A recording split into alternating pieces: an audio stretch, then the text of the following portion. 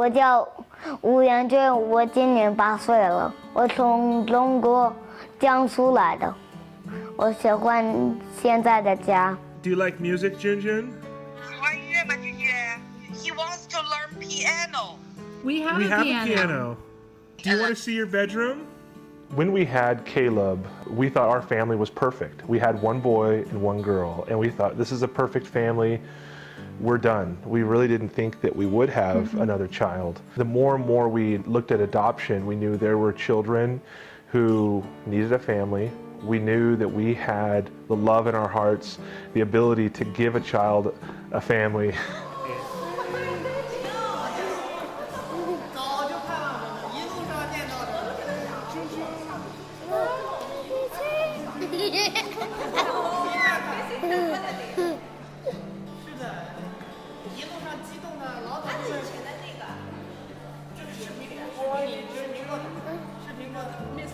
One of the first things when we started this process, we saw how much it cost and it scared us. We don't have that much money. The cost can range anywhere from $30,000 to $40,000. You know, realistically, it's almost like imagine having a child in the hospital but not having insurance to pay for it. You're paying all your cash, and so having children, whether it be through adoption or in the hospital, costs about the same.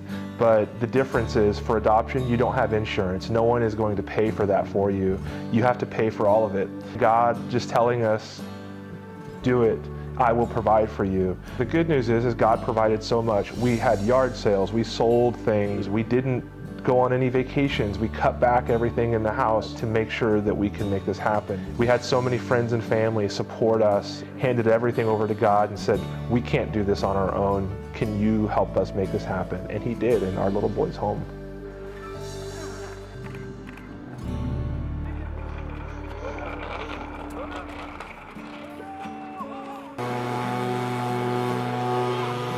He bonded to us pretty quickly, and he was really excited to have a brother and a sister, and so I think that their relationship started off really well. Our biological son, he had to learn how to share, and sharing mom. There's two sides to adoption. For some folks, it can be really, really easy. For some families, it can be very, very difficult. There is a lot of preparation that goes into adopting a child and bringing someone into your family who had a difficult childhood. Even if they're an infant, there's still a lot of issues that go along with that, whether it be medical issues or just other issues. There's a lot of training that goes into it. There's a lot of things we learned about children from difficult backgrounds as part of this process. It can be overwhelming and scary. We had a child through birth. We would accept them and love them no matter what happened. If our son Caleb or our daughter Angel was born with some medical issue, it wouldn't make a difference. We would do everything we can to care for them. And so sometimes the unknown of adoption can be scary, but it's not completely different than birth, is that there's a lot of unknowns. You don't know when your child's born what might happen, what type of issues might come up. Don't be afraid. Be prepared, do your research, know how to care for these children, because you might hear some really hard stories.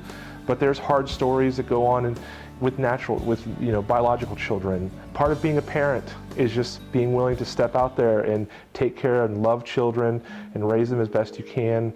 And honestly, it's very rewarding to see the changes, the difference from when we were in China to now is such a huge difference in just what some nurturing and love can do for a child. He's so much more, you can just tell the difference now. He's more trusting of us. He seems happier. I just pictured a kid sick in the hospital and no mom to snuggle with them. And for me, I know like when my other two are sick, they just want mom. And so I just picture these poor children who are sick or have these big medical issues, and they didn't have a mom or dad to snuggle with them. And it just made me so sad that they shouldn't not be loved because they have a medical issue.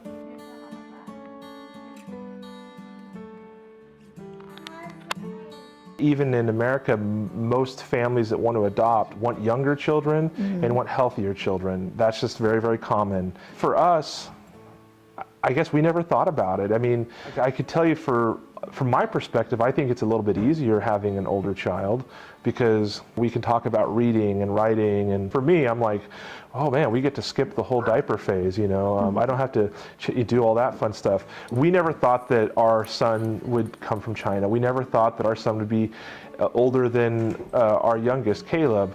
And when he finally rises from his warm and cozy bed, his mama takes him in her arms and kisses his brown head.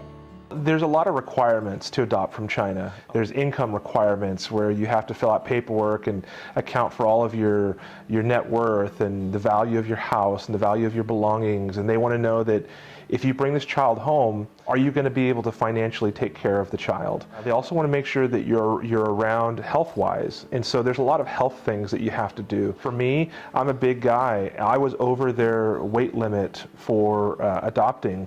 And so I had to lose about 90 pounds by the time we submitted our paperwork to China to be approved. Thankfully, I was able to do it with a lot of hard work.